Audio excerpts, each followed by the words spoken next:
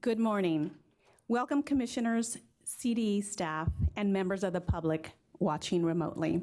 I'm Lily Jarvis, Chair of the Instructional Quality Commission. I call this meeting to order. Public comment on items on today's meeting agenda may be provided during the meeting either in person or by signing up on the sheet located at the back table or by dialing 667-770-1523 and then following the prompt to provide a participant access code. The access code is 651905. Callers will then be added to a queue. The operator will notify callers when it's their turn to provide public comment. If possible, we recommend members of the public dialing in for public comment continue to view the live stream of the meeting for a better understanding of the meeting status. When it's your turn, please mute the live cast audio when giving public comment. And please state the following: the commenter's first and last name, the organization affiliation, if any, and then make your public comment.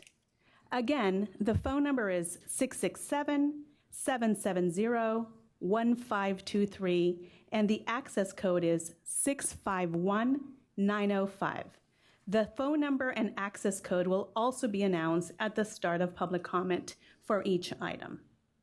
This is also outlined on the November 15th, 2023 IQC agenda that is posted on the IQC webpage. At this time, I will now introduce each commissioner participating in today's meeting.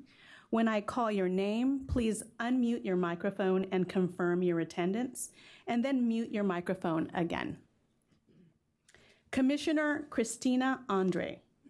Present. Commissioner Mariana Astorga Almanza. Present. Commissioner Anita Friedman. Commissioner Lindsay Gotanda. Present. Commissioner Sharice Guerra. Present. Commissioner Jennifer Hicks. Present. Commissioner Janet Lanning. Present. Commissioner Neil McGaffey. Present. Commissioner Alicia Regosa. Present. Commissioner Nikki Reina Guerra. Commissioner Ku Vang. Present. Commissioner Marcy Winnower. Present. Commissioner Kimberly Young. Present. Commissioner Erica Zepeda. Present. Student Commissioner Ethan Chen. Present. Assemblymember James Ramos. Senator Ben Allen. Thank you. Now we will salute the flag. Student Commissioner Chen will now lead us in the salute to the flag.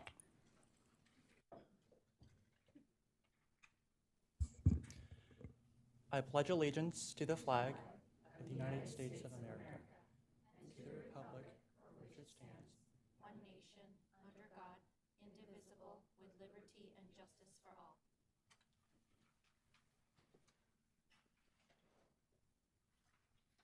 Thank you. Next is item 1C, overview of the agenda. Today's agenda has been changed and omits approve and recommend to the SBE the proposed revised guidance for local instructional materials adoptions and includes approve September 2023 IQC meeting minutes, approve and recommend to the SBE the schedule of significant events for the mathematics instructional materials adoption, approve and recommend to the SBE the online instructional materials reviewer application for the mathematics instructional materials adoption, approve and recommend to the SBE the standards and evaluation criteria maps, and plan the January 24, 2024 IQC orientation. Next on the agenda is the approval of the minutes. The public comment for this agenda is now open. Please follow the instructions on the screen if you would like to give public comment on the minutes. Commissioners, you have the minutes of the September 20, 2023 IQC meeting before you. If you have substantive changes, please present them now. If there are minor changes not affecting the content, please email them to Denise Figueroa, IQC Liaison.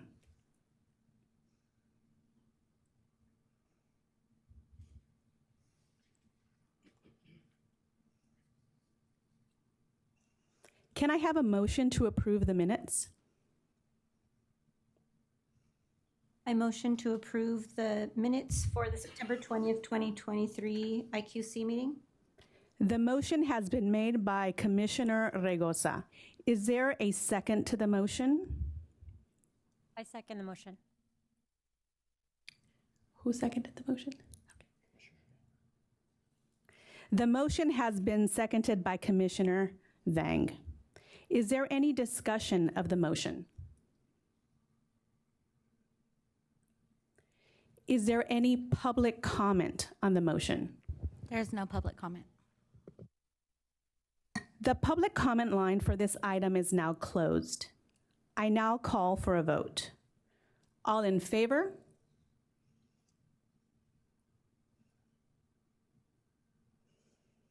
All opposed? Anyone abstain from voting? Denise? The motion passes. Thank you. Next is item 1E, my chair report.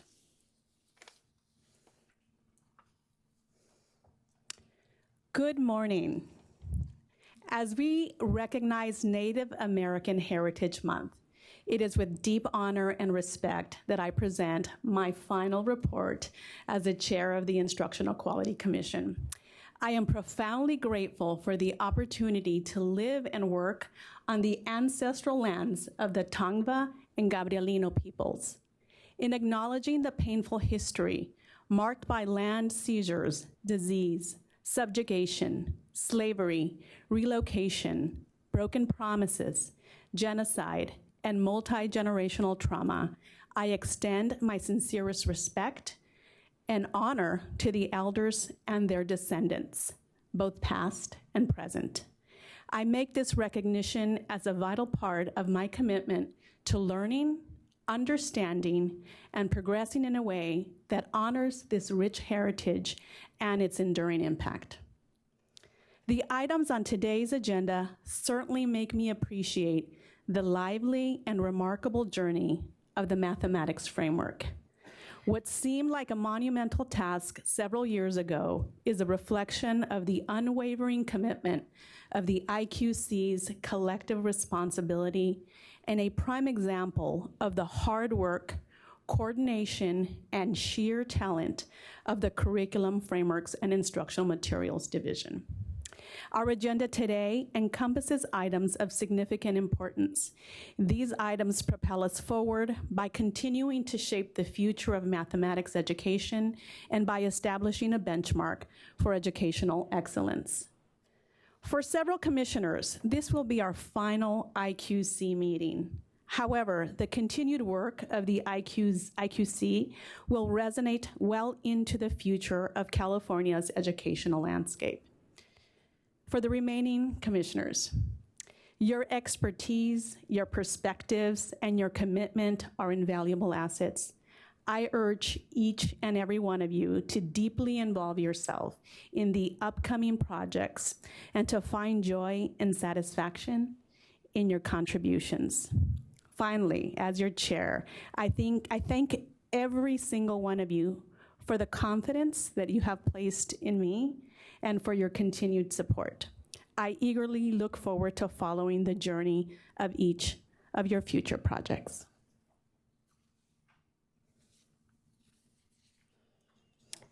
Next is item 1F, the Deputy Superintendent's report. Good morning, Dr. Cotton. Good morning.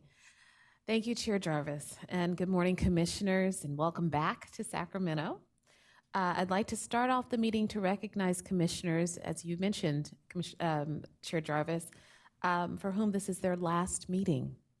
And that includes Chair Jarvis and Vice Chair Gotanda, Commissioner Astaraga Almanza, and Commissioner Andre. You have all made your mark on the commission, and we've navigated multiple curricular products, including the Ethnic Studies Model Curriculum, the Mathematics Framework, and the World Languages and Arts Education Instructional Materials Adoption. That's amazing. Please give yourselves a little round of applause. That is such pivotal work for our state, and I thank you for all of your service. I'm sure the last 4 years have gone by too quickly. But again, thank you for your dedication to education and your service to the teachers, the educators, as well as the students in California. Thank you. Commissioners, as you look at your agenda today, I think about the educators who rely on the department to provide guidance and resources to support effective content area instruction. Most of our recent work has related to the later stages of the development of the math framework adoption. Now we get to see the ways that the document shapes and guides curriculum and instruction in the classroom. Today marks the meeting where our focus pivots from framework to instructional materials.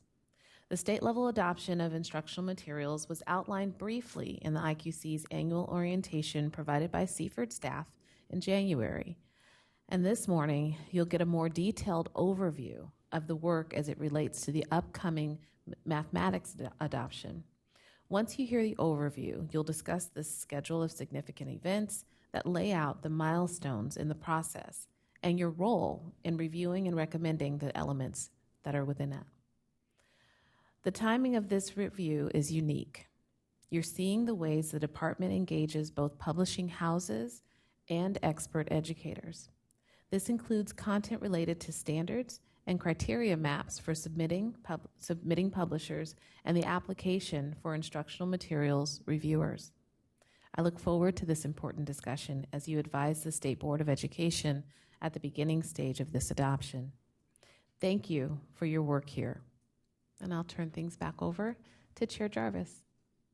Thank you very much for your update, Deputy Superintendent Cotton. Next is item 1G, the Executive Director's Report. I hand it over to you, Dr. Torres. Thank you so much, Chair Jarvis. And good morning, Commissioners, State Board of Education Vice President Glover Woods, and Member Lewis, Deputy Superintendent Cotton, Seaford, and CDE staff, and those members of the public who are joining us today. I'd like to begin my report and piggybacking on Chair Jarvis with an acknowledgement of the location where we're currently holding this meeting today, of which the native Nisenan people were the original caretakers. I have some Seaford-related updates for you since we last met in September. The legislature has been very busy at the close of the legislative season. One piece of legislation is AB 1078, which was approved in September of 2023 in response to book bans and textbook censorship in the state. Seaford is diligently working with other divisions to establish a system to navigate and respond to complaints that are submitted directly to the department. We're early in the development process and will be sure to provide updates as we implement. Seaford was also assigned 2 existing projects, the first of which is Proposition 28, the Arts and Music in Schools. Seaford is working very closely with the School Fiscal Services Division on implementation as they handle the apportionment formula and allocation of the funds, and Seaford will then handle the program implementation for Prop 28. We know there are a lot of questions, and we're working on updating some existing frequently asked questions to give the best possible support to our school districts. We're also working on details behind the waiver and annual report process that are part of Proposition 28. Another project assigned to Seaford is AB 1703, the California Indian Education Act, which encourages local educational agencies to form California Indian Education Task Forces with the charge to develop high-quality curricular materials about the history, the culture, and government of local tribes. These materials may be shared with the Humboldt County Office of Education and the San Diego County Office of Education in the development of the state's Native American Studies model curriculum. The CDE has created a web page to provide guidance and information to school districts. And speaking of high-quality instructional materials, I'm sure you've noticed that the guidance for local instructional materials adoptions item, which you provided some very excellent feedback in September, has been removed from today's agenda. The document at this point is not in a stage where it's ready to share with the Commission, as we have some fine-tuning to complete to get the guidance to the best possible form before sharing with you and the public for consideration. We're close, so my team and I are excited to share this updated document with you at your January meeting. Lastly, while we're talking about high-quality instructional materials, I'm also looking forward to the discussion you'll be having today around the documents that will officially start off California down the road of a mathematics instructional materials adoption. We know this is a very long-awaited milestone, and I'm honored to be here to witness this first step to high-quality mathematics instructional materials to educators and students in our great state. This concludes my report. Thank you so much, and I pass the meeting back to you, Chair Jarvis. Thank you, Executive Director Torres. Next is item 1H, report from the State Board of Education. Good morning. Good morning. Good morning. Good morning. Happy IQC meeting day to all of you commissioners. I'm just excited to be here in front of you to share some information on what happened last week at the State Board of Education meeting, and I'm also happy to be with Member Lewis, who will also bring to you some very important information.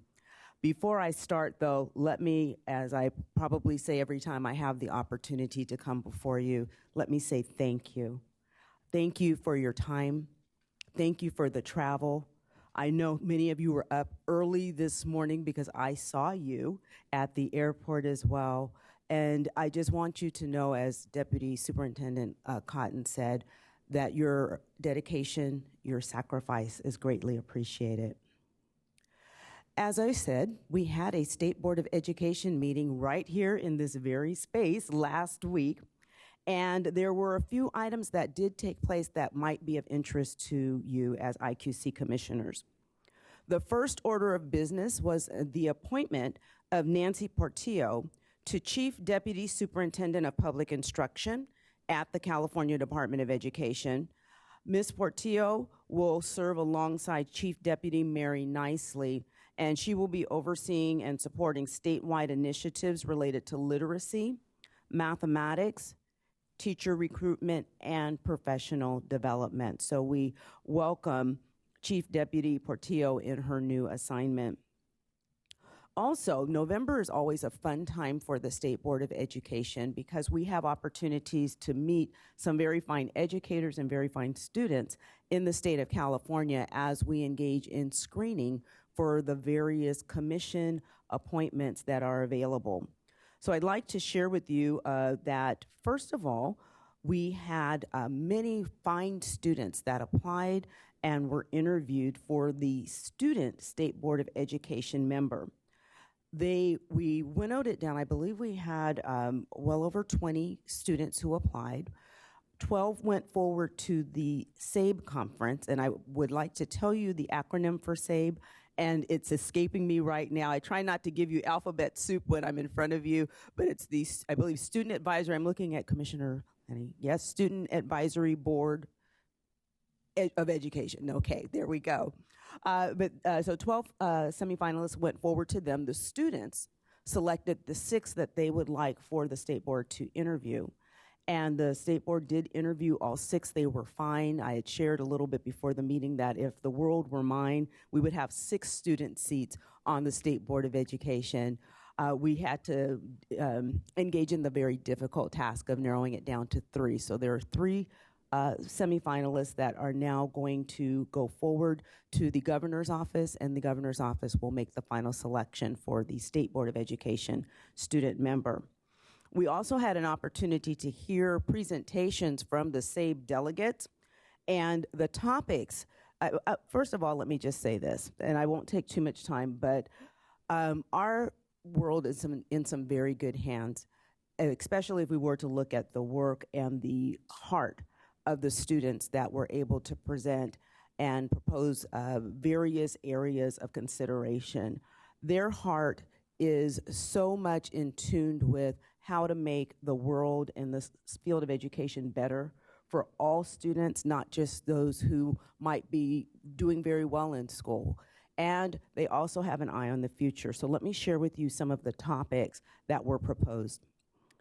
There was a proposal related to restorative justice, student well-being and mental health, strong advocacy for financial literacy to be added into the curriculum, college and career readiness, current and global affairs, socioeconomic equity, and also avenues for student voice, where some of those who are part of SABE were really expressing how much they want to diversify the delegates to be sure that all students in California are represented in that particular space, and they were able to share some of their thoughts and ideas. Later in the day, we also approved recommendation appointments to the Advisory Commission on Charter Schools, the Advisory Commission on Special Education, and the California Practitioners Advisory Group, and of course the IQC. So let me tell you what's getting ready to happen here with the IQC. But before I do, I want to join in the chorus of thanks to those of you who today is your final IQC meeting. Chair Jarvis, Commissioners Andre, Astorga Almanza, and Gotanda, thank you, thank you, thank you. Again, Deputy Superintendent Cotton went over kind of your life before you, it flashed before your eyes there of the work that you had done. But let me just say on behalf of President Darling Hammond and our entire State Board of Education, how appreciative we are of the time you've dedicated to this very important work. And what we do recognize is that you wear many hats. While you may be commissioners on the IQC, you're also professionals in the field, and all the work that goes along with that, both when you're there and when you're here, still happens. And you have a personal life, and you have been managing all of those things while you have been dedicating your life of service to the students in California, and we thank you for that. So as those commissioners leave, we have new commissioners that we will be welcoming in January. Let me share with you who they are. There is Lena Delgado Bradshaw. She's a math and science program specialist and teacher on special assignment, and she is coming from the ABC Unified School District. Jacque Durant, she's an English Language Arts program specialist, TOSA, from San Bernardino City Unified School District. Cheryl Fry, Curriculum and Instruction Coordinator from Menifee Unified School District. And Javier Hernandez, ELA TOSA from Montebello, USD. We also appointed the 2024-25 student member. I know Commissioner Chen just started, and we're talking about the next person to come up here. But we did select a student to replace him in 24-25, and that is Catherine Verando.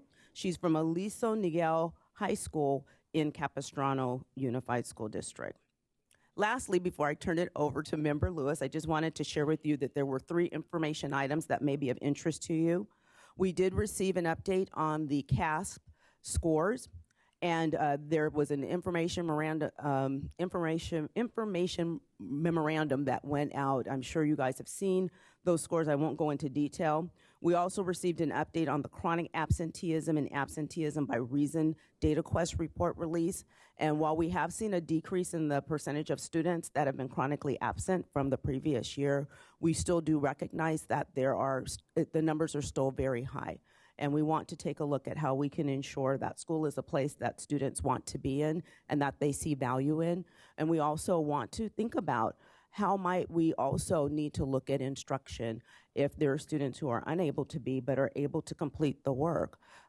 Many of you have leveraged technology in your schools and in your classroom now, and we want to look at that as well and see if there is anything that might also be something that should be considered as it relates to attendance. And lastly, we had an update on the California Community Schools Partnership Program. We had 2 presentations, one from the State Transformative Assistance Center and also from the Southern Inland Regional Transformative Assistance Center. So again, very riveting presentations. If you get a chance, please check in the webinar, not the webinar, but whatever is taped and online for you to access. At this time, I'd like to turn it over to Member Lewis, who will share with you a couple of other items. Thank you. Thank you, and good morning. In addition to the information items that was presented to the board last week, the CDE also presented to us several action items. The first was a recommendation to adopt the Local Control Accountability Plan template. The CDE received feedback from the State Board of Education in September at our September meeting, as well as educational partners and the LCAP Advisory Council over the last several months, and they incorporated changes within the template that will continue to provide LEAs with a document to be able to continue to plan to reduce the disparities between student groups and also provide more accessibility to information as well as transparency. The second item involved the revision of performance standards for local indicators within the California School Dashboard and recommended action regarding the local indicators self-reflection tool for Priority 1, which includes basic services and conditions. And just a little background, at the January 2020 meeting, the State Board of Education approved 3 local indicator performance standards, which included the requirements for an LEA to, 1, report the results as part of a non-consent item at a regularly scheduled public meeting of the local board in conjunction with the adoption of the LCAP. And the second one was to report results to the public through the dashboard utilizing the SBE adopted self-reflection tool for a local indicator. So at our meeting, the CDE recommended specifically that we revise the indicator that reads, report the results as part of a non-consent item at a regularly scheduled meeting of the public, to change it so that the results could be reported as part of a non-consent item at the same public meeting of the local governing board at which the LCAP is adopted. This gives a little bit more flexibility to the LEAs. And the second part of the requirement that was revised was to approve the proposed revisions to the local indicator self-reflection tool for Priority 1. And also the Education Code 52064.5, just a little background, was revised in 2020 to require that local indicators reflect school-level data when the CDE collects or has access to that data.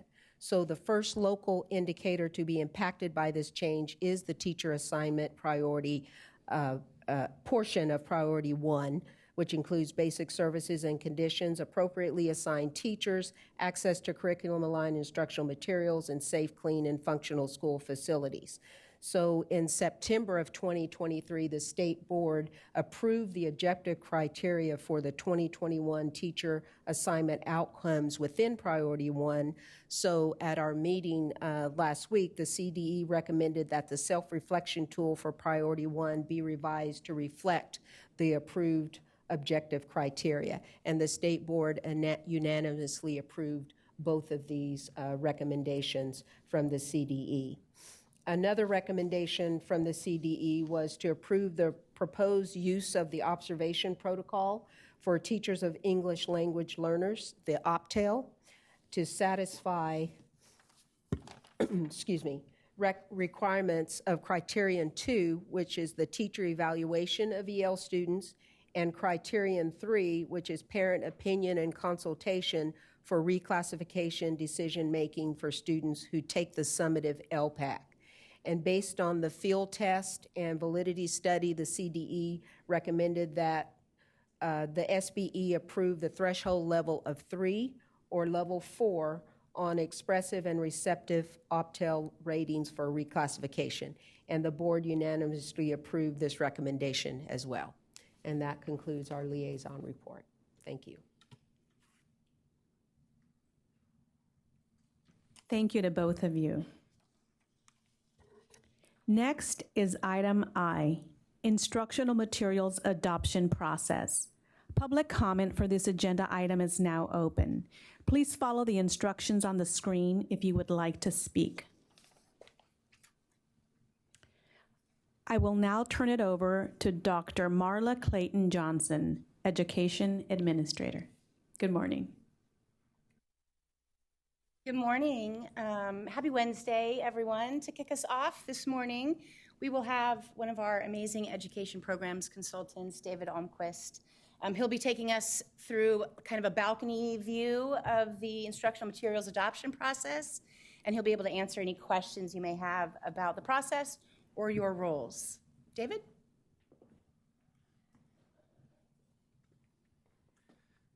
Good morning, everybody. Board members Lewis and Woods, Chair Jarvis, assembled commissioners, Deputy Superintendent Cotton, and Executive Director Mike Torres. I am David Almquist. I am an education programs consultant working here in the Curriculum Frameworks and Instructional Resources Division. And I've had the great pleasure of serving as the publisher liaison for the last 15 years. So what does that mean? That means that I basically walk publishers through the entire instructional materials adoption process, sharing with them all the laws, how to navigate our complex state process, and answering their endless questions about it, hoping for great success for them and thus for the students of California. So, brief introduction today, and then I will go through the overall process of the adoption. Now, of course, you are experts in the local instructional materials adoption process. In past meetings, I've heard you talk about leading local reviews and that sort of stuff. But in that you're now going to be considering items for the 2025 math instructional materials adoption, Dr. Torres thought it might be an opportune time to talk about the overall state process. I think the best way to do that probably is to walk you through the schedule of significant events. It's the major milestones of the process, and that way we can keep it to about 30 minutes. Our internal task list, I think, is something around 30 pages single-spaced, so we won't be covering all of that today. So, the authority to conduct statewide instructional materials adoptions. As you may know, local districts are not mandated to utilize materials adopted by the State Board of Education. They're free to conduct their own local reviews, as high school has always done. But the state constitution mandates that the State Board adopt instructional materials for grades 1 through 8. State law adds kindergarten to that. A word about state law. I'm not going to throw a bunch of ed code sections at you today. You don't want to hear all those numbers. I don't want to recite them. If you really want to know, I can tell you. So the entire process is governed by education code, state law, and regulations, which have the force of law. Regulations serve the purpose of providing the fine details that are not included in the state law, and regulations have, in fact, the force of law. So this law and the regulations govern not only what we do, but your role, the role of the State Board, and the role of the publishers. Laws lay out everything that the publishers must do and their obligations, not only in the initial process of trying to get adopted by the board, but also throughout the entire time that they are on the state list, which currently is running 8 to 10 years per subject. And last, state law and regulations provide great transparency and opportunity for public input. I love to drill on that in California, we have a very open, transparent process. We post everything online for both the public to participate and for publishers to participate. We provide opportunities for public comment at every public meeting, such as today. You just heard them say public comment is invited on this very item. So throughout the entire process, we invite public comment, and we provide that to this body and to the State Board. So let's start by looking at the schedule of significant events. The first item there on the list, and you'll get this to approve. This isn't official yet because the board hasn't adopted it. You have not approved it yet, but you'll see this in the next item. So the first item on the schedule of significant events is that the state board adopts a new mathematics framework. State law actually stipulates that before holding an instructional materials adoption, the board must review and adopt curriculum framework and the evaluation criteria to be used in the subsequent instructional materials adoption. Next up on the events is this meeting today, where you will consider the schedule of significant events, the reviewer application, and the evaluation criteria map, and the standards maps. Following that, in January this year, assuming that you approve those items, the board will entertain approving the same items. Once they do that, we kind of figure that as the kickoff for the adoption. We start announcing it, we start talking about it, we start recruiting. We'll be getting ready to recruit the reviewers and all of that sort of thing. We're actually currently conducting some publisher webinars to familiarize publishers with the framework. We typically hold the instructional materials adoption at least 18 to 24 months following the adoption of the framework. Why so long? Because publishers need that kind of time to develop programs aligned to the framework. We give them the time to do it, they can create excellent programs that can be adopted. So the board will consider those items in January, and then following that, assuming that they approve the reviewer application period will go from April through September. We need a long time because we have to convince people to donate a great deal of their personal time in participating in the review process. And who are these reviewers? They're typically teachers and administrators from districts around the state, people who have an interest in the subject matter at hand. And there are actually two different kinds of reviewers, if you will, in state law and in regulations. You've got your regular instructional materials reviewer, teachers, administrators, possibly parents. Sometimes parents are interested or members of organizations. But then there's also content review experts. And state law requires that those participants hold a PhD in the subject matter being adopted. Why? Because it's really their content expertise that the review panels can rely on for technical academic questions. The CREs are typically university professors. And we try to assign one CRE, content review expert, to each review panel.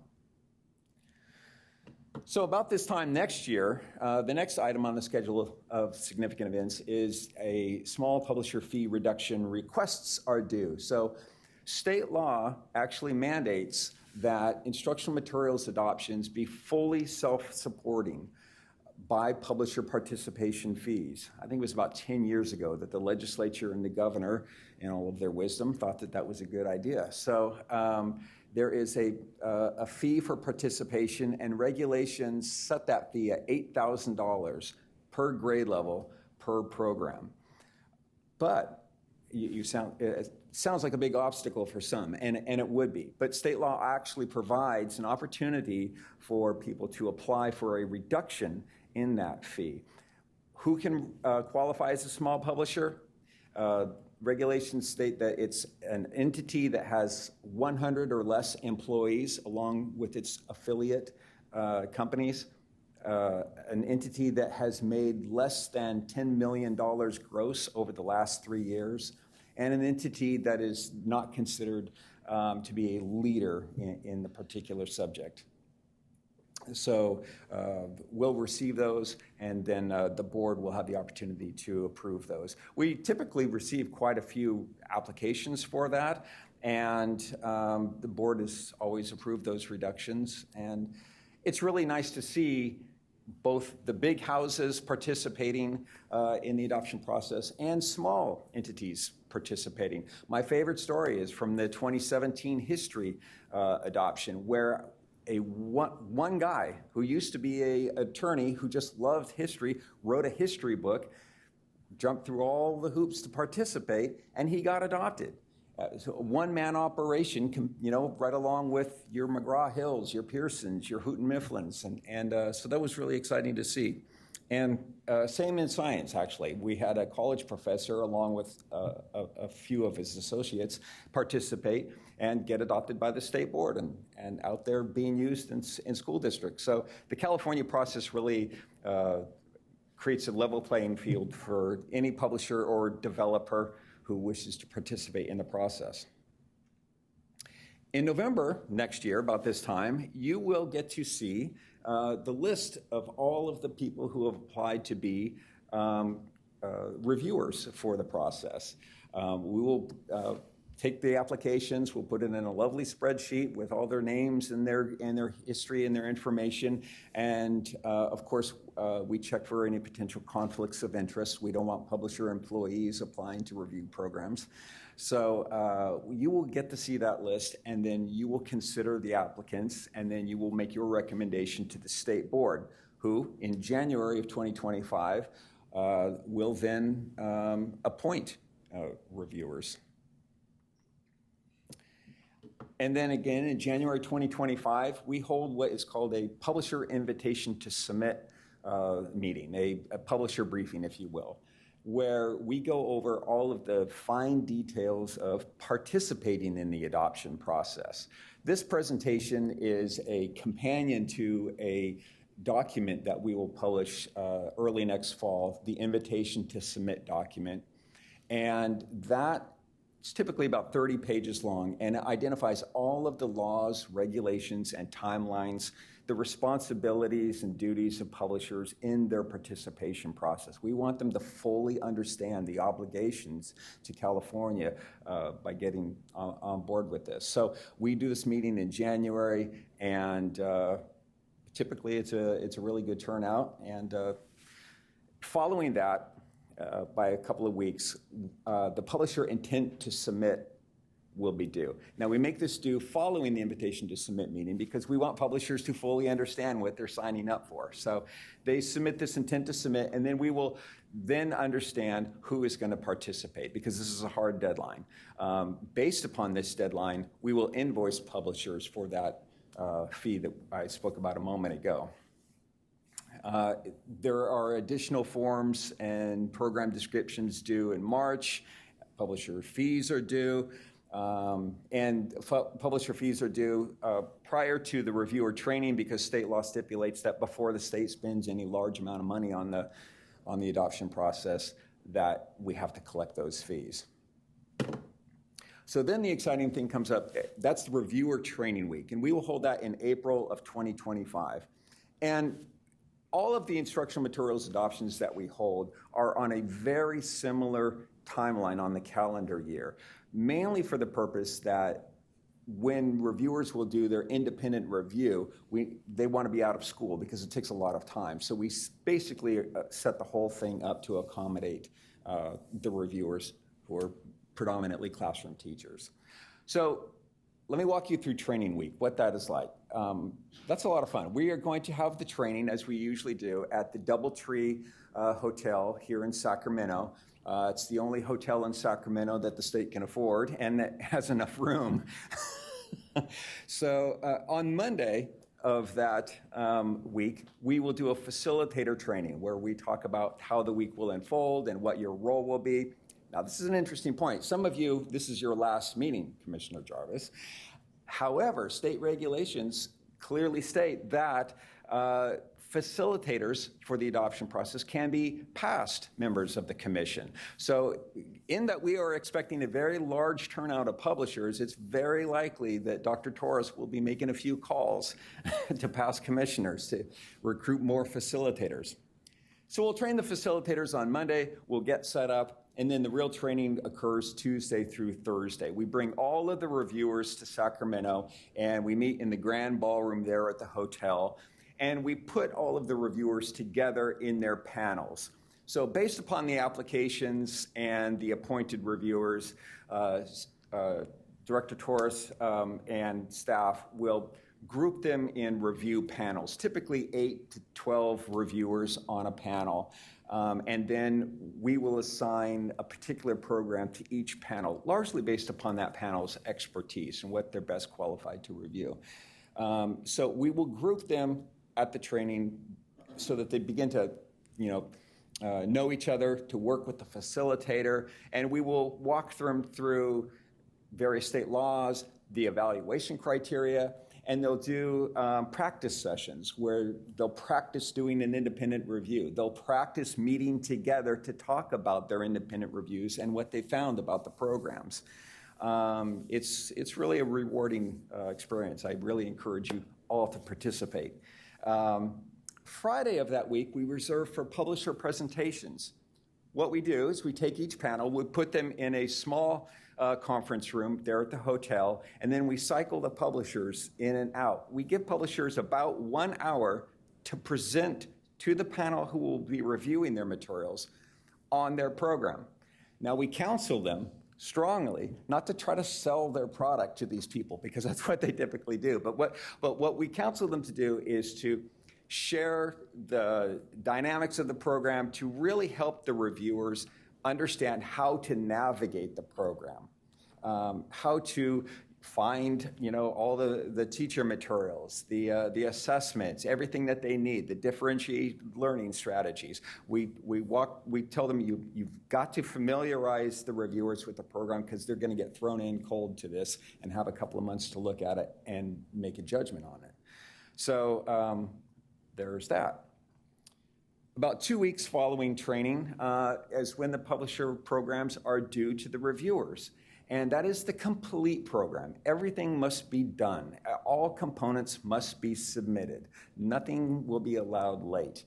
And a publisher may deliver their program in an envelope. It may be as simple as, here's our website, here's the password, and here's the additional information that you need in an envelope.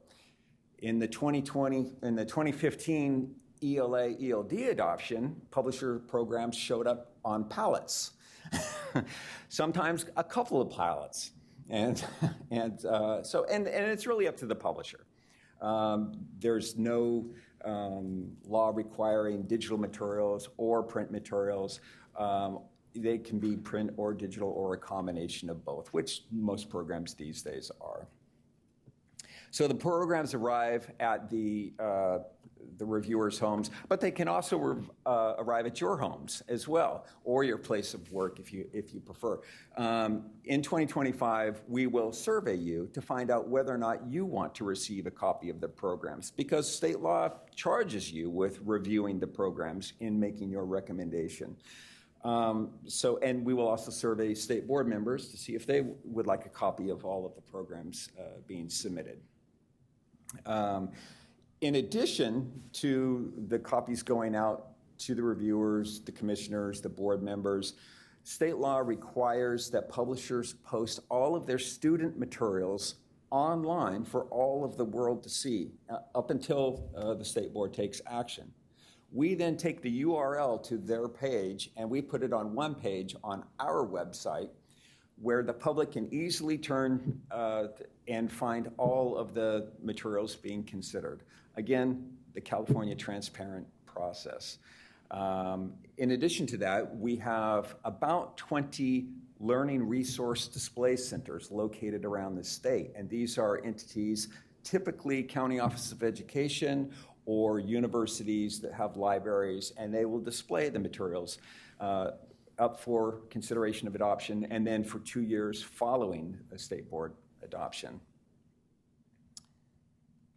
Okay, moving on to July. So the training occurs in April. People receive the materials. They conduct their independent reviews utilizing the evaluation criteria adopted by the state board, utilizing the training that staff and yourselves, commissioners, have provided to them in April. They conduct their independent reviews, largely using the evaluation criteria map and the standards maps, which you will see after I'm done here. And those maps basically are an opportunity for the publisher to cite where in their program people can find the content to cover the particular evaluation criteria statement or the standard in question or the grouping of the big ideas, which you will soon hear more about. So they record their thoughts, their impressions on their maps. We tell them every time, copious notes, and we bring them all back together in July. Now you'll see on this, we have 2 weeks here. Are people going to be participating for those 2 weeks? No. It's because we expect so much publisher participation that there's limited staff and there's limited space at the hotel. So we'll probably break up panels, 1 through 8 the first week, 8 through 16 the second week, something like that. That's to be determined basically based upon the participation that we get from publishers. So what does a reviewer deliberation week look like? It's got to be seen to be believed. It's very fast-paced, and it's a lot of fun. I've done a lot of them. On day one, there's a facilitator training, and then for the rest of the week, the review panels gather in their individual conference rooms, and the facilitator will guide them through every evaluation criteria and every standard, and to make a determination as to whether or not the panel agrees that the publisher did or did not meet that particular criterion. We invite public comment twice daily. So the reviewers are sitting around the room, the facilitator is leading them, there's CDE staff in there to support, the publishers will be lined up on the walls, watching their own program get reviewed, but also watching their competition get reviewed. That's always interesting. And we will give them an opportunity at least twice daily to stand up and talk to the panel, just briefly. But it's helpful to the publisher, but it's also helpful to the panel. For example, the panel may be sitting there and there's some disagreement as to whether or not the publisher included all of the content necessary for one particular standard. And it can't quite be resolved. So public comment occurs, the publisher stands up and says, I heard what you said, that you could not find the content that is required at the location we told you on the map where it would be. We made a mistake. Turn to this page and you will find the content there, and we think that that will help you. So, it's a collaborative effort. The product, the outcome of deliberations is a report of findings. Every panel will create a report of findings for each program that they review. The report of findings will identify the 5 evaluation criteria categories and provide evidence to support a statement that the publisher did or did not meet that evaluation criteria category. We then post those reports of findings online for all the world to see. For all past adoptions that are still good, those reports of findings are still online right now, and you can look at them. And it aids districts in their local reviews. When they're considering programs, they can look at those reports of findings and find strengths and whatnot in the programs they're considering. Okay, so following the deliberations is a public comment meeting, and that will be in August 2025, just a couple of weeks following deliberations. That is where a couple members of the subject matter committee for math will sit here, and we will invite publishers to come, or any member of the public to come and address you. Regulations state that the primary purpose of this meeting is to provide an opportunity for a publisher who may have received a less than favorable report of findings to come in and talk to you and make their case. And they may stand here and say, the panel was great, they worked so hard, but they got it wrong, and here's why. So you will hear there's no other business for the IQC that day except for just to take public comment, because it's at the September full IQC meeting where you will consider all of the programs. You will consider the reports of findings. You will consider the testimony of the people who served as facilitators. You will consider the public comment that we will forward to you, everything that we've collected to that time. And you'll consider your own opinion in your own personal reviews of the programs. And then you will vote on each program as to whether or not to recommend the program for adoption to the state board. The outcome of that process is an advisory report to the state board on the instructional materials adoption. We post those online. They exist online still. Then in November, the state board will consider adopting programs based upon your recommendation, based upon the reports of findings, based upon all of the public comment that's been received, which can be a lot. For history, I think there was 10,000 public comments. So then in November, the board will take the final action. At that point, we'll post that information online to our website. And then there's some administrative work that we have to do with the publishers following that.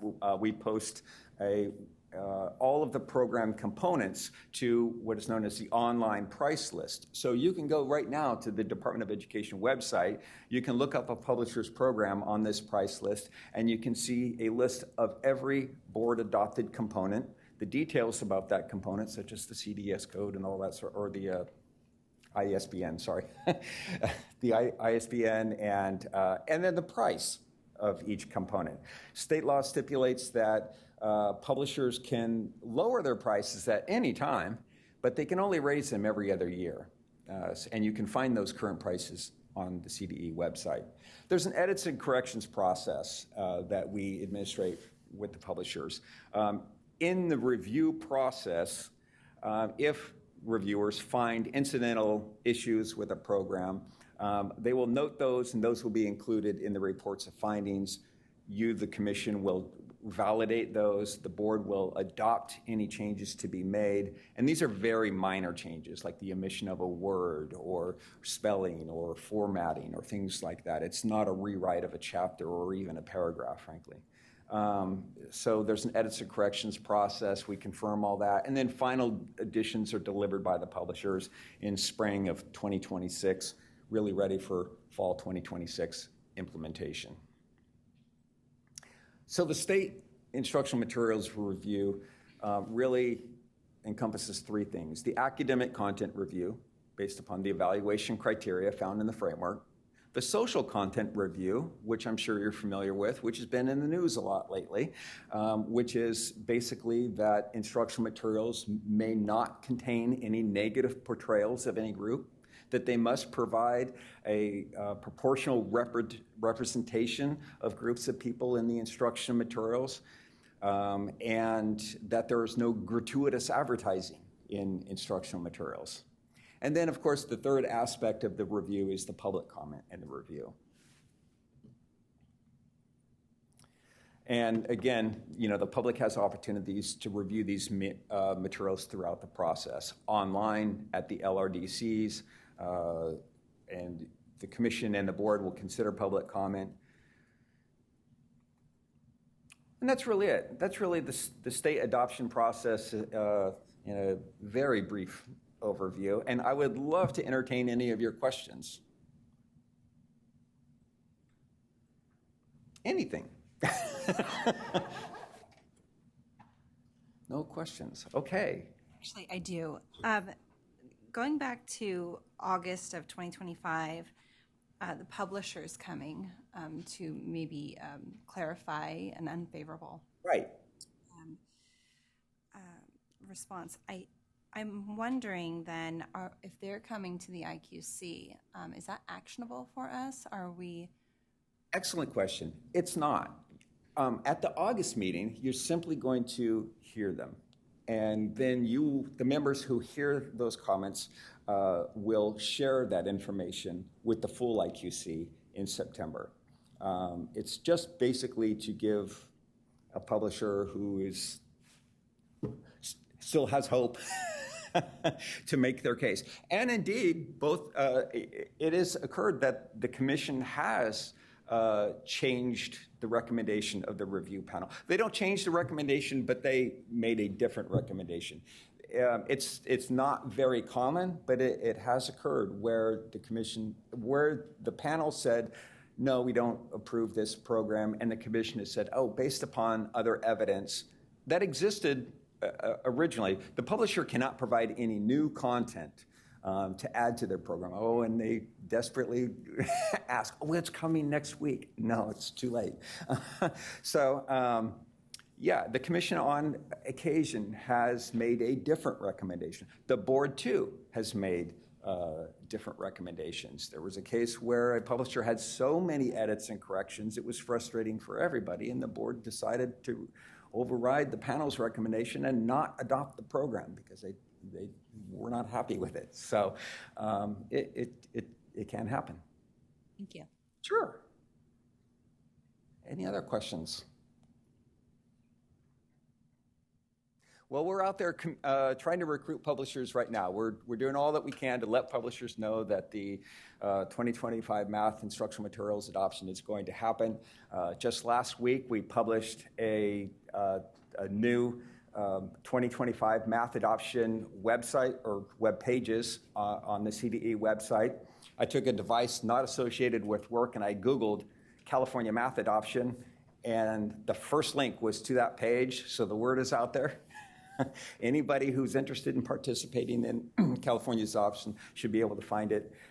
We have emailed our 300 publisher contacts. We're currently doing some webinars specifically for publishers to familiarize them with the framework. And we will soon begin to recruit the reviewers.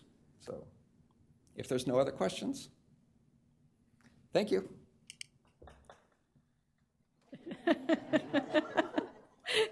Thank you, David, for your very comprehensive presentation. Okay, is there any public comment? There is no public comment. Thank you, and thank you again. Next is item 2, Mathematics Subject Matter Committee. I call to order the Mathematics Subject Matter Committee. The members of the Mathematics SMC are myself, SMC Vice Chair McGaffey, Commissioner Andre, Commissioner Lanning, Commissioner Reina Guerra, Commissioner Winower, and Commissioner Zepeda. I'd also like to recognize Seaford staff to the Mathematics SMC, Marla Clayton-Johnson, Administrator, and Carrie Marovich, Consultant. Public comments for this agenda item is now open. Please follow the instructions on the screen if you would like to speak.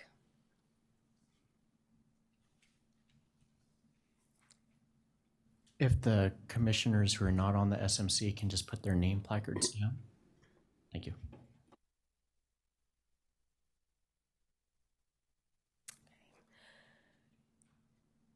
The draft schedule of significant events lays out a timeline for the 2025 Mathematics Instructional Materials Adoption. The dates on this timeline are based on the requirements in the California Code of Regulations, Title V. It is important to note that this timeline does not include every single event related to the adoption, only the major milestones. I'll give an overview as we just had a very comprehensive presentation. The important dates for the Mathematics SMC and the IQC include November 2024, the IQC recommends instructional material reviewers to the SBE. April 2025, IQC members present and participate in the reviewer training. July 2025, IQC members facilitate the deliberations. September 2025, the IQC recommends instructional materials for adoption to the SBE. As we get closer to 2025, we'll be noting commitments from IQC members to present and participate in the reviewer training and facilitate deliberations. Members of the SMC will be expected to serve as panel facilitators, but we will need more commissioners to volunteer for and commit to these 3 weeks of work. The reviewer training and the deliberations will take place in Sacramento and involve not only the volunteer reviewers, but also publishers and other producers of instructional materials, Seaford staff, and members of the public who will attend the meetings and offer public comment throughout the adoption process. May I have a motion to recommend to the full commission the schedule of events and to forward it to the State Board of Education?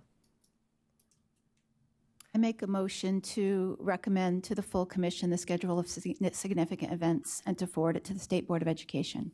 Thank you. The motion has been made by Commissioner Winower. Is there a second to the motion? I second it. The motion has been seconded by Commissioner McGaffey.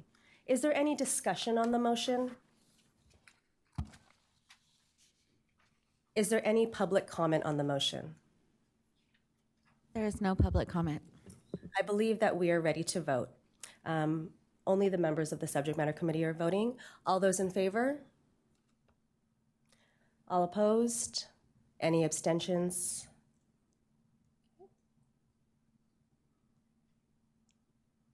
The motion passes. Thank you.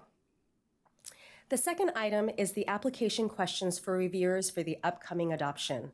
There are two types of reviewers: instructional material reviewers, or IMRs, who are mostly classroom teachers but may include teachers on non-classroom assignments, administrators, parents, or members of community groups.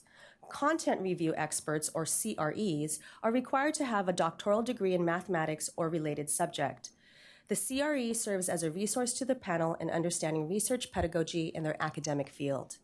The draft application questions provided will be reformatted into an online form and posted on the CDE webpage during the recruitment period from April through September 2024. Applicants will be brought to the Commission in November 2024 for recommendation to the State Board, with board action to appoint reviewers at its January 2025 meeting. Do any SMC members have any questions regarding the draft reviewer application questions? Okay, seeing none, may I have a motion to recommend to the full Commission that it approve the draft reviewer application questions and forward them to the State Board of Education? I move to recommend to the full Commission that it approve the draft reviewer application questions and forward them to the State Board of Education. Thank you. The motion has been made by Commissioner McGaffey. Is there a second to the motion? I second the motion. The motion has been seconded by Commissioner Reina-Guerra. Is there any discussion of the motion? Is there any public comment on the motion? There is no public comment. I believe that we are ready to vote. All those in favor? Anybody opposed? Anybody abstaining from voting? The motion passes. Thank you. The next item that requires our action is the recommendation of evaluation criteria and the standards maps for the 2025 mathematics adoption. The standards map take the content standards for mathematics adopted by the California State Board of Education, SBE, and organize them into a series of tables for convenient use by content developers, as well as the instructional material reviewers, IMRs, and content review experts, CREs, during their review. The maps were sent to you digitally. The evaluation criteria will be used by the IMRs, and the CREs are taken directly from the Chapter 13 of the 2023 Mathematics Framework, all of which was previously approved by the State Board in July and sent to you digitally for your reference. There are 11 standard maps, 1 evaluation criteria map, and a set of instructions for each. Content developers will complete 1 evaluation criteria map for each instructional materials program submitted. Content developers will complete the standards map appropriate for the grade level or levels or course that they are submitting for review. The reviewers then use these completed maps when performing their independent evaluation of the submitted materials. I will now ask Dr. Marla Clayton-Johnson, Education Administrator for the Instructional Materials and Access Unit, to provide an overview of the structure and organization of the mathematics standards map. Thank you, Chair Gatanda. If you've previously participated as a facilitator of an instructional materials adoption panel, you will notice these standards maps differ somewhat from standards maps in other subject areas, as well as from previous mathematics standards maps.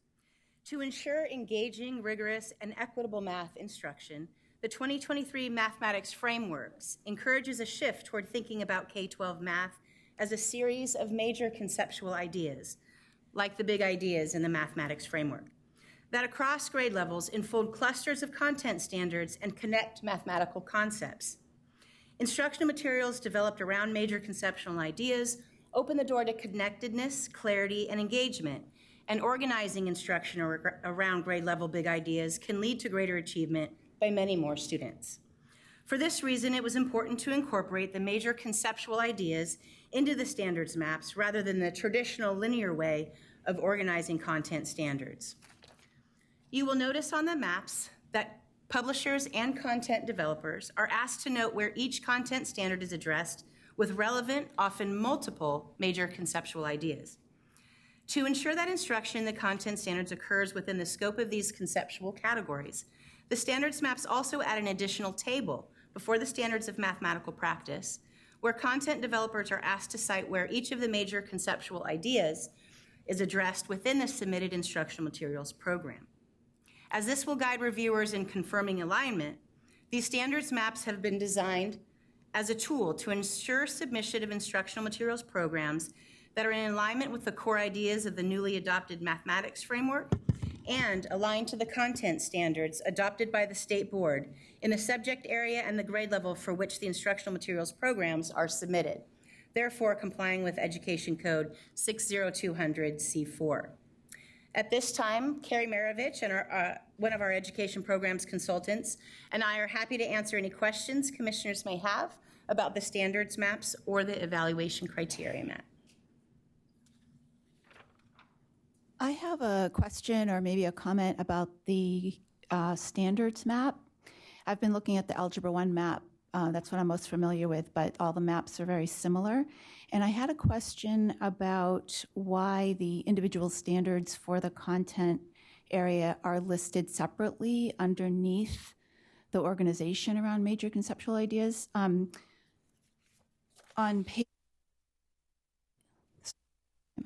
page 7 of our chapter 13, it talks about standards are organized around big ideas along the learning progressions and should be addressed collectively, not individually.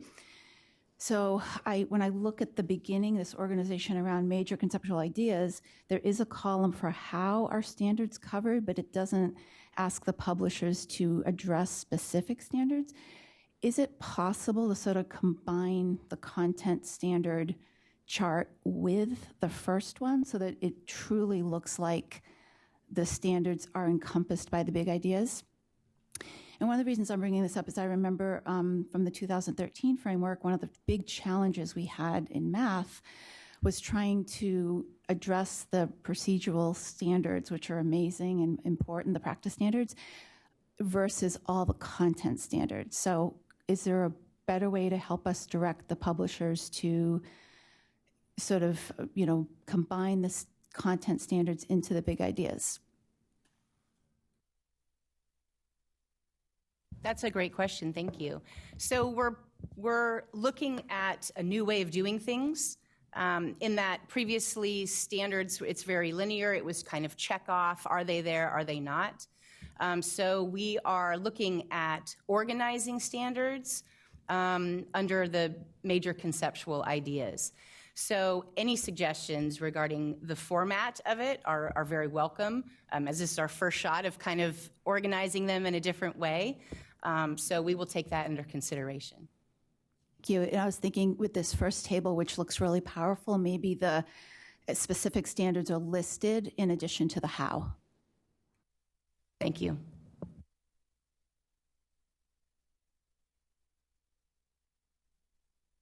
Any other questions or comments?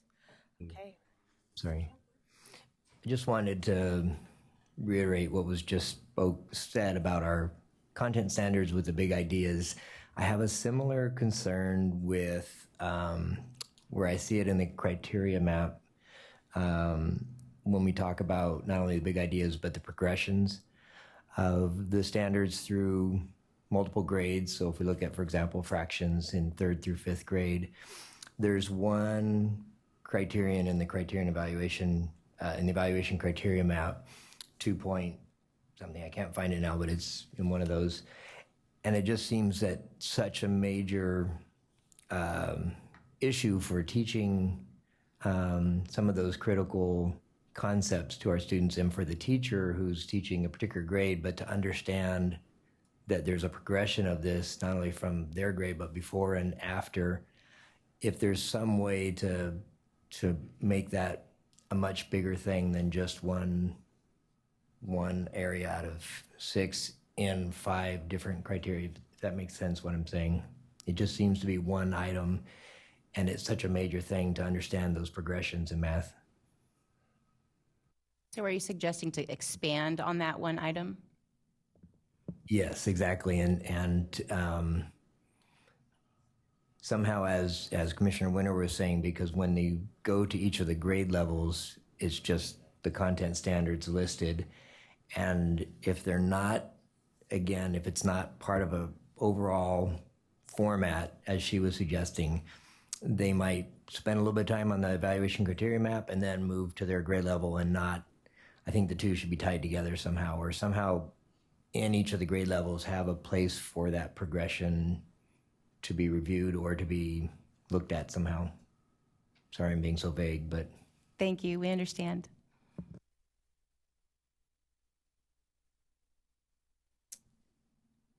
Our task today is to forward the set of evaluation criteria and standards maps to the full commission for approval so that the full commission can recommend the maps to the SBE.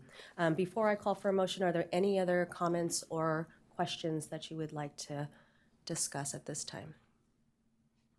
Can I just clarify if we're asking for some sort of looking back and maybe updating some of the areas? Should we refrain from asking for that vote on the motion?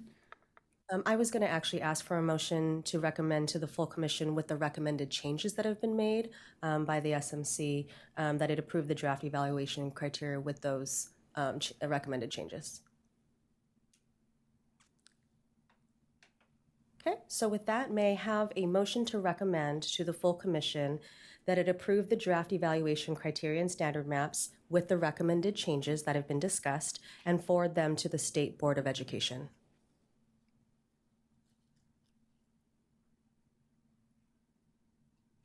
I'll make that motion. Motion is made by Commissioner Winnower. Do we have a second? I'll second. We have a second by Commissioner Andre. Is there any other discussion on the motion? Do we have any public comment on the motion?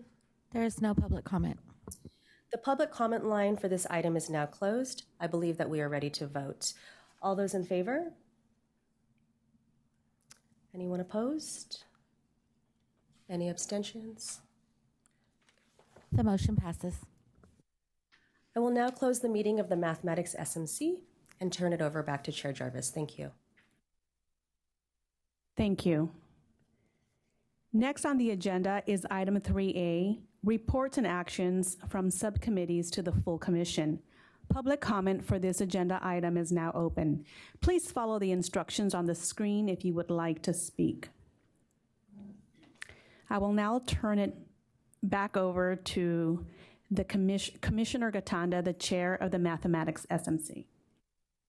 Thank you, Chair Jarvis. As the chair of the Mathematics SMC, I move that the IQC recommend to the State Board of Education the schedule of significant events for the 2025 California Mathematics Instructional Materials Adoption. Is there a second to the motion?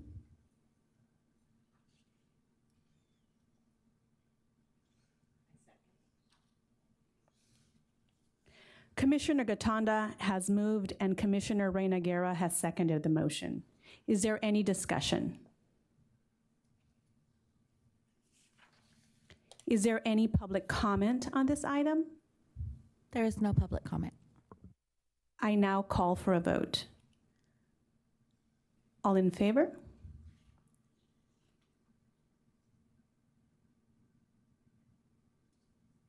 All opposed? Any abstentions? The motion passes. As chair of the Mathematics SMC, I move that the IQC recommend to the State Board of Education the review application for the 2025 California Mathematics Instructional Materials Adoption as presented, amended by the committee. Is there a second to the motion? I'll second the motion.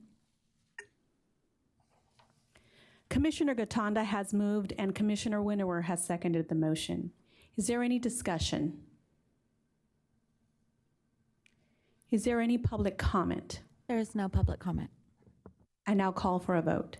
All in favor?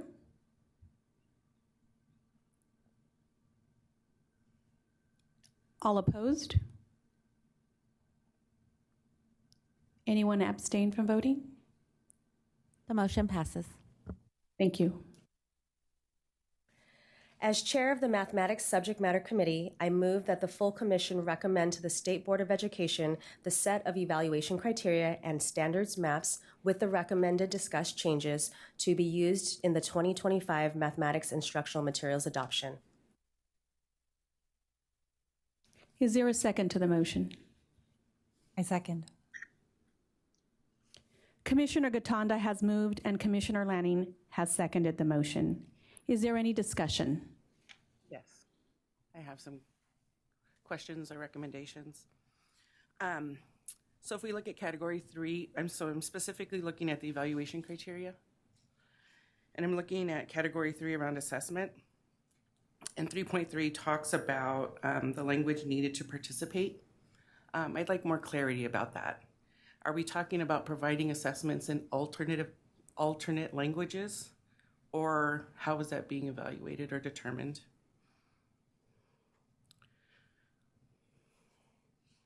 It specifically says assessments integrate mathematics content and the language needed to participate in SMPs.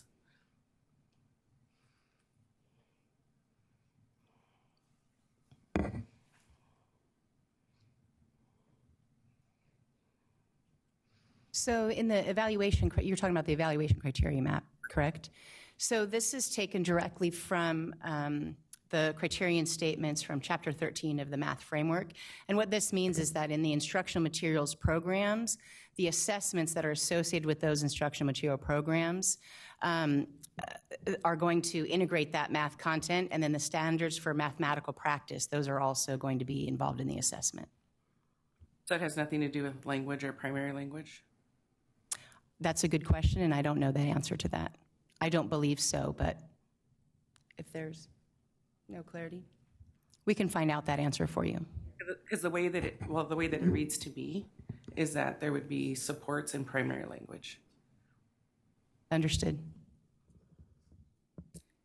And then there is, under the access and equity component, there is a reference to the California English Language Development Standards. I think my concern is it's not specific enough. So kind of to what Mr. McGaffey was sharing about being more specific, I think that reference to actually using the standards and the standards being identified would be important. Do you know which criterion statement under Category 4 it is? 4.4. Thank you. So to reiterate, the evaluation criteria statements are taken directly out of the State Board adopted curriculum framework. We can always provide some additional support, some additional guidance to reviewers when they go through and complete the evaluation criteria map for both of those situations. Awesome. Thank you, Director Torres. Just to follow up with that question, can we suggest or recommend additional documents to be referenced when reviewing to support? I believe we had some public comment on, let me see if I can find it, from an educational partner that had developed a resource that would help to further review materials in reference to multilingual learners, English learners. And I do have that here somewhere. And I'm wondering if we can add that in, noticing that in 4.4 it does say that the resource improving education for multilingual English learner students, research to practice is called out there. Can we also add other materials as suggested by educational partners? So during the training for the reviewers and then in the facilitation of those review meetings, so these evaluation criteria maps, the standards maps, you can look at these as tools. These are the tools to record where the programs meet each of these different criterion statements, each of these different standards, and it's not the end all. So there are other resources that we can provide to the reviewers to help them in their consideration and further clarification that we can provide at the deliberations. In fact, we invite all of you, since IQC members are the facilitators of each of those groups, you'll have that opportunity to provide those resources as well at that point. This isn't the place. Correct. So these documents really are the tool, the mechanism in which to collect and to document. So there will be additional resources that are shared with reviewers. So again, this is not the end all.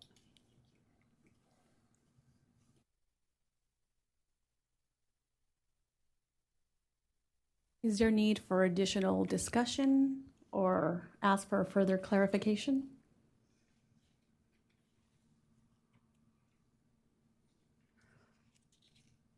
Okay, so if I understood this correctly, will Seaford staff get back to the commission around additional clarification for the resources? I believe it was the area pertaining to assessment 3.3. And specifically the language and what that refers to. Yes. Right. With that being said, is this able to move forward as a motion or okay? Is there any public comment on this item? There's no public comment. The public comment line for this item is now closed. I now call for a vote. All in favor?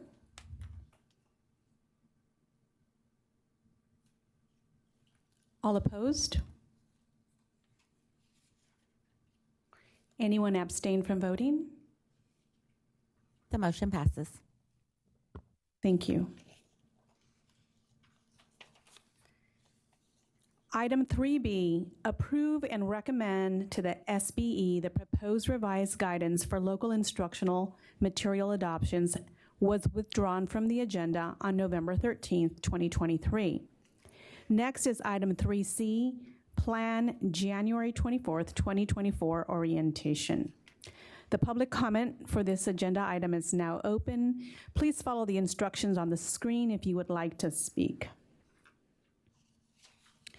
This year was our first in-person orientation after 3 years of virtual orientations.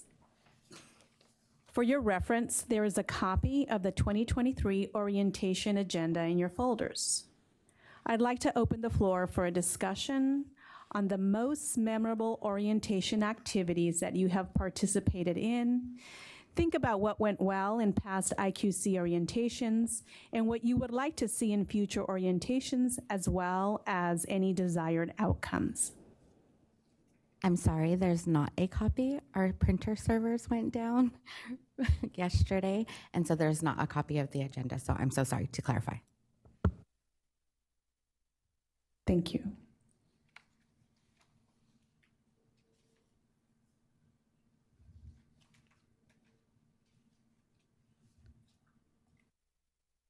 I would say that for me, it was the northwest east thing, just trying to figure out how we all work and think. I found that really, it was just helpful just to understand how everybody work, and we are working as a team, so I think that was really helpful.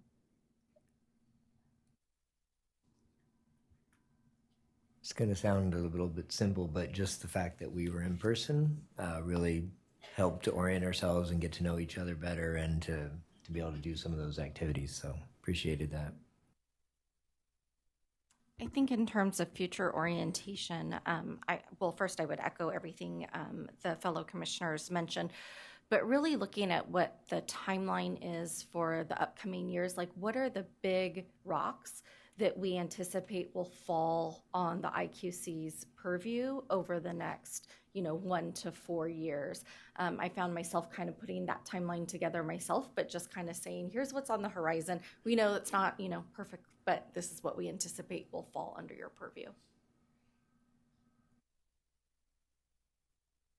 I would just like to add that it was helpful to me to be welcomed to the commission by a senior commissioner mentor. I think that was a positive experience, and I appreciated that, and being able to sit next to her and have her take me under her wing. So I would like to see that continued.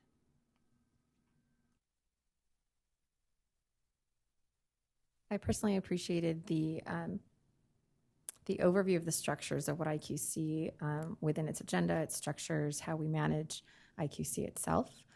being a brand new member. That wasn't something necessarily that I abided by in my own district or in areas of my expertise. So I really appreciated the fact that someone came in to explain to us specifically what that was. I agree with what Commissioner Hicks said, but I think it'd also be nice to have a summary of what happened before the orientations, because I was a little bit confused about what was going on with the IQC up until I joined, actually. And I wonder if there's an opportunity to help our new commissioners potentially, I'm just going to use the word like flip the orientation a little bit and give them the opportunity to see what an IQC meeting looks like. I think in our first orientation, gosh, when was that, 2019? We actually sat at the dais and we were able to kind of act out a little bit. And so I think for new commissioners who may not have actually seen a meeting in action, I think it might be helpful for them to see pieces of it and kind of what their role is, particularly related to subject matter committees versus the full IQC and just the work that we're moving forward to the state board.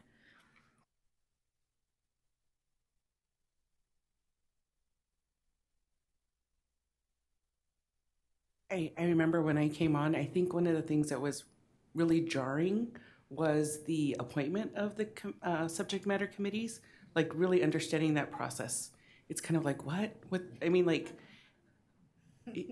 when you do it the second time, you're like, okay, I get it. But the first time, it's a little jarring. So I don't know how to like preface it in some ways. But that part of the first meeting was a little strange. And I would like to add to that, and I agree with what everyone has said so far, but knowing how to let your peers know where your interests lie so that when it comes time for selecting which subject matter committees you would like to be on, you know how to go about the process for letting others know where your preferences lie.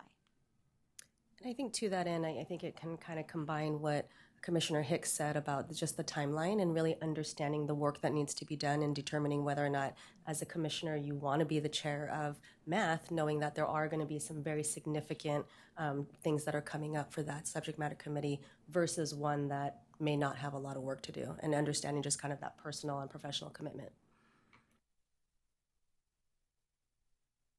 I mean, I appreciate the community aspect of it. Kind of McGaffey was saying, Commissioner McGaffey, when I got to see everyone behind the scenes of IQC as well and got to meet everyone. So when I come in every day, it's really nice to see familiar faces.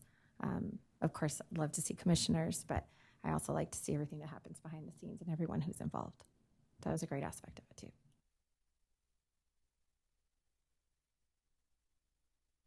I think even having part of that orientation being a time that we all go and away from here and have lunch or have some kind of meal together or just time to socialize was nice too. I remember we did that with our student commissioner and that was nice. I don't remember if we did the collective resume in this last one, but I know that we did it virtually. I found it so fascinating and just so highly impressive, just the professional and personal background that every commissioner brings. It was very eye-opening for me, and it really helped me get to know my fellow commissioners, so I thought that was actually a really nice activity. Okay, along with that, when we did a virtual orientation, we did some type of escape room, and there was something. It was like a lot of information, but it's always fun to kind of work collectively with one another to build something together. I remember my team, we were very close. We got one answer wrong, but we were really struggling to make sure that we got that all right. And I just think it's a really nice way to kind of set the context because there's so many parts of what the work that we do together, but it is a kind of a nice entry point to understand the larger context of the IQC and the work that we forward. I'd like to echo what Commissioner Young just said. I think that making some of the harder content or some of the linear work interactive and collaborative provides both an opportunity for us to learn while at the same time get to know each other and establish rapport.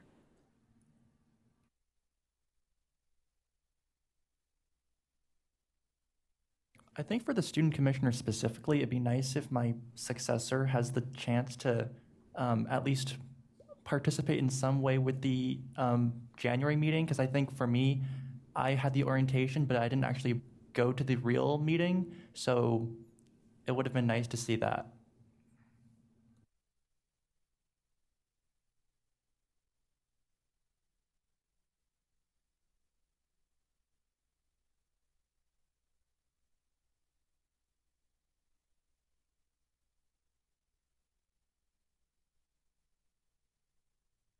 Thank you, Chair Jarvis, for reminding me that it's my turn.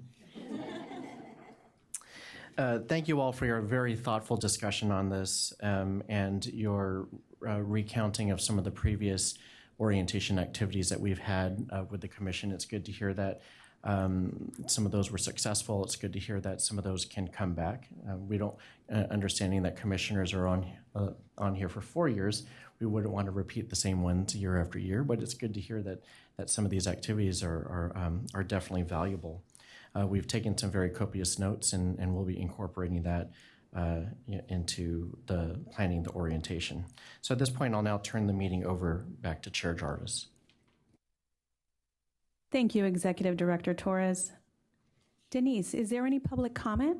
There is no public comment. The public comment line for this item is now closed. Next is item 3D, individual commissioner reports. This is a standing agenda item where commissioners can give a report on any committees on which they represent the IQC. This is also an opportunity for commissioners to suggest agenda items for future meetings. Would anyone like to speak?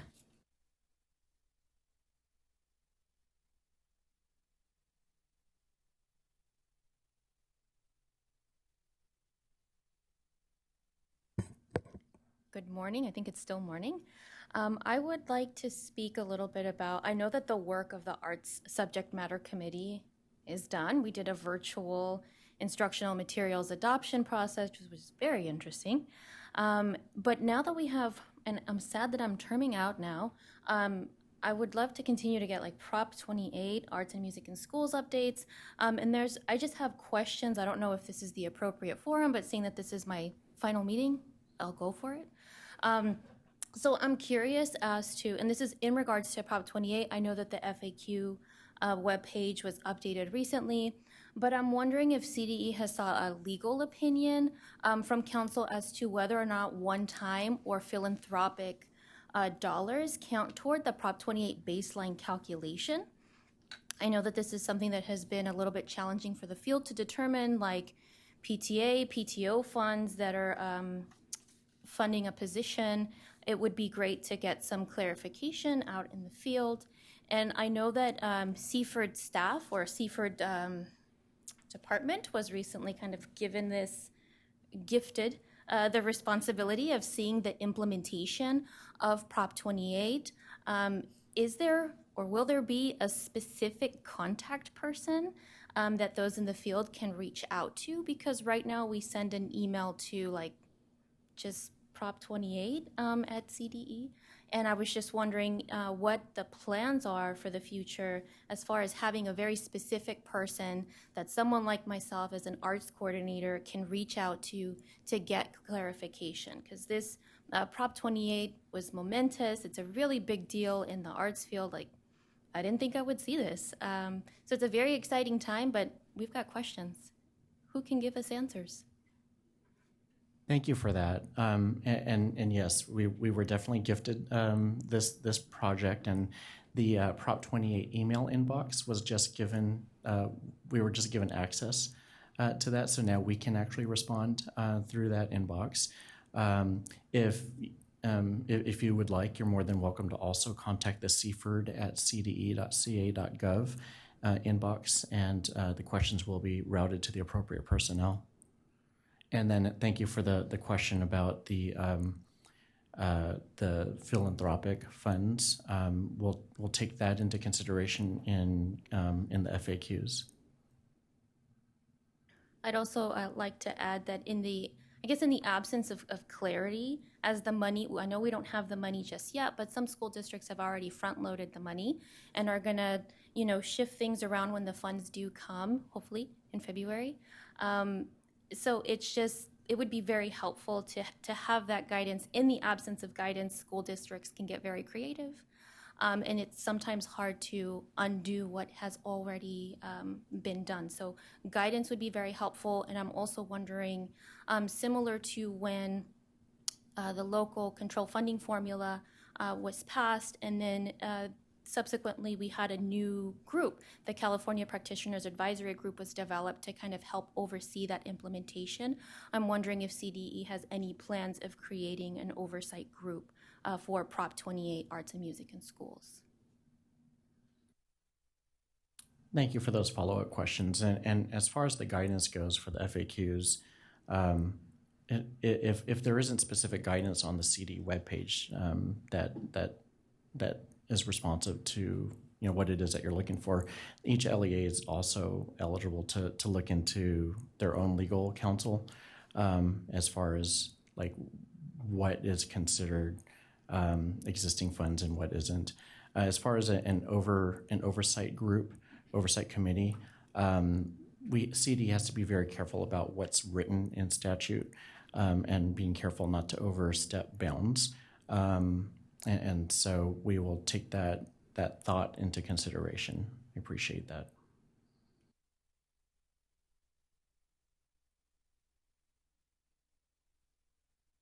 Any additional comments?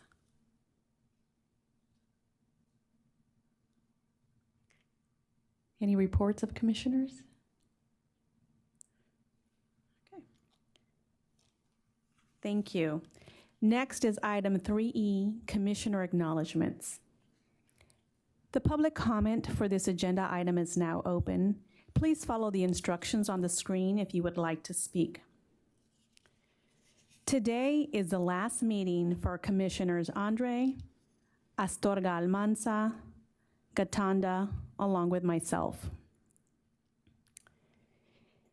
I'd like to give an opportunity for the outgoing commissioners or any remaining commissioners to say a few words.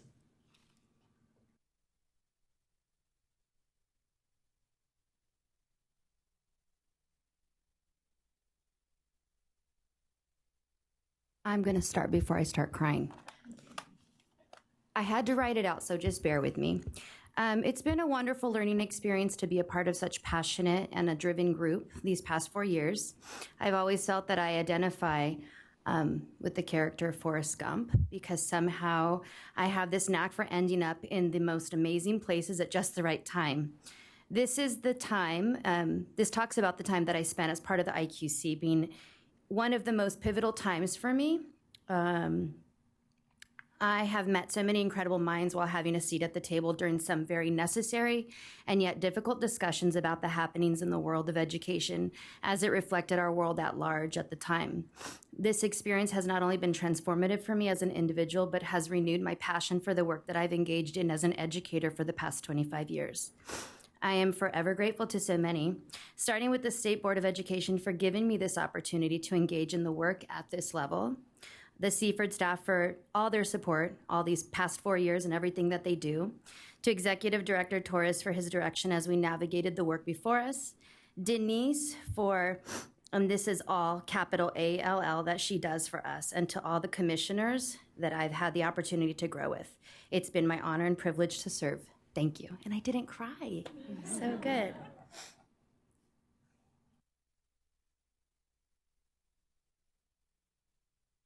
I just want to take a moment to just thank everyone, the State Board of Education, Executive Director Torres, the Seaford staff. I don't think people understand how much is done behind the scenes, and we come to the dais here and we make some very big decisions knowing that all of this work has been going on for months and months and months, and there's so many people that have put their heart and soul into the work that we do. Denise, thank you for all of my endless questions. I really appreciate it. She's very good at always getting back to us. But I really just think, like Christina, this was an opportunity for me that I didn't really understand the impact of the work that I was going to do when I got on the commission. I knew it was a really big deal, but I didn't really fully understand until I was in the work and I was actually doing and making some very large decisions for our students and our educational communities. And I'm very grateful for that. Thank you for everyone who I've had the opportunity to work with. I think it's been a great honor and it's been a wonderful time for me to just really reflect on my work as an educator. I have recently left educational services. I've moved into HR, but it really has highlighted for me just how much educational services and the frameworks and the standards impact the educators that come into our system and are in front of our students every single day. And so for that, I'm really grateful, and I really wish all of the commissioners, good luck, and I'm really excited for the work that is placed before you. So thank you. I can't believe we're terming out already. I feel like we got sworn in January of 2020, and then things changed a little bit. So we transitioned to doing all of these meetings online, and coming back in person has been interesting. Like, I forgot that we actually vote by raising our hands versus, the roll call vote with Denise calling our name. I want to thank the State Board of Education, Dr. Mike Torres, the Seaford staff. Yes, I echo those sentiments. You guys do all the work, and then we come up here. I mean, yes, we do some work, but it's because you guys have front-loaded everything and made it so much easier for us. I also echo the appreciation for Denise. You do so much for us behind the scenes, and also Derek and everybody behind the scenes, behind that window over there. We're just so appreciative, and it's just been an honor to serve. And I didn't understand the magnitude. I applied, but I didn't fully understand the magnitude of serving on this commission until I was on it. And so it's been an honor, and thank you all so much. Like the fellow outgoing commissioners, I echo all of the sentiments and the appreciation and the gratitude for the Seaford staff. Your preparation, your proactiveness, keeping us informed and on task. And Dr. Mike Torres, who sits here to my right, has been an incredible help. And for the guidance and leadership of the State Board of Education, eternally grateful. And I leave here so full in my heart and in my mind, knowing that over the last 4 years, either in person or on Zoom, the impact that was made here was significant. And I will always remember this as one of those moments that is indelible in my professional life. So thank you for the opportunity. For all of the outgoing commissioners, I just wanted to share and say thank you, thank you, thank you. Your leadership, the way you show up, the way that you engage, the way that you keep California's students really in the center of your heart when we're making big decisions has been really beautiful to watch. I feel like I've learned so much from being able to sit with you all and to think and to learn from you and all of the big roles that you have outside of our trips to Sacramento. But I just know that our students here in California are better served because of the work that you all have done, and I want to thank you for all of the leadership that each of you have shown.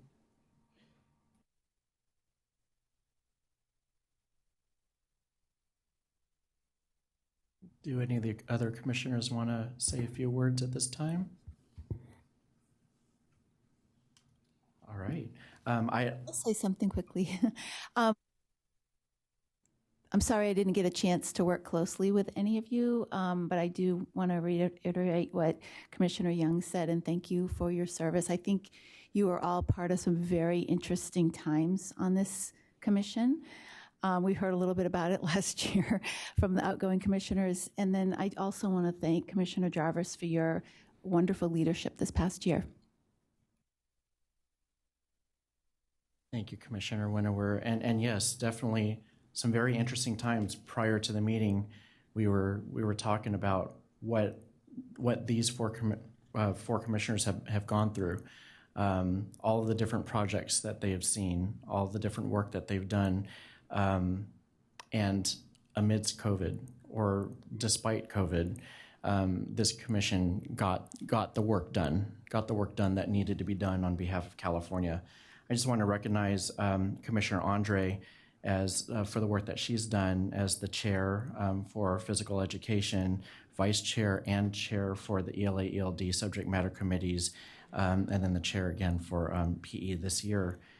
Commissioner Mariana Astorga Almanza, for your work as the Vice Chair of the EdTech Committee, your work on the Arts Framework, your Chair for the Arts Subject Matter Committee, a member of the Arts Adoption and Facilitator for that. Again, and I keep saying it, the first ever virtual. I take pride in that because it was definitely different. It took a lot of planning. It took a lot of effort on everyone's part, including the facilitators. And then the Chair for Arts. Commissioner and Vice Chair Lindsay Gatanda, being the Vice Chair for Mathematics, Vice Chair for PE, the Chair for the EdTech Committee, member of the World Languages Adoption, the Chair for History, Social Science, and the now Vice Chair for the full Commission and Executive Director.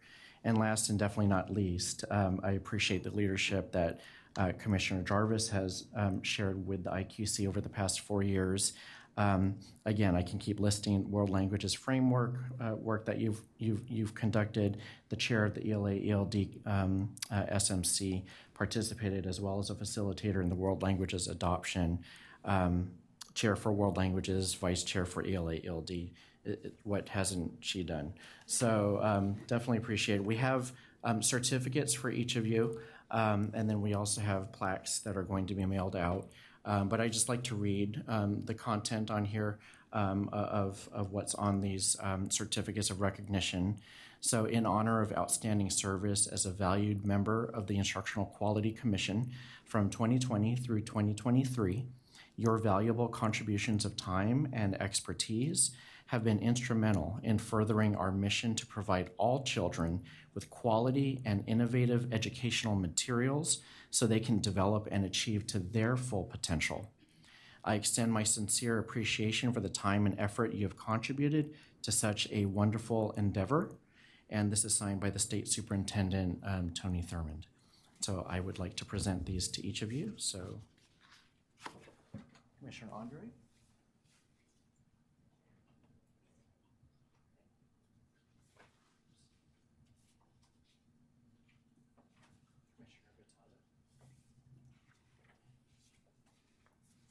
Commissioner Jarvis.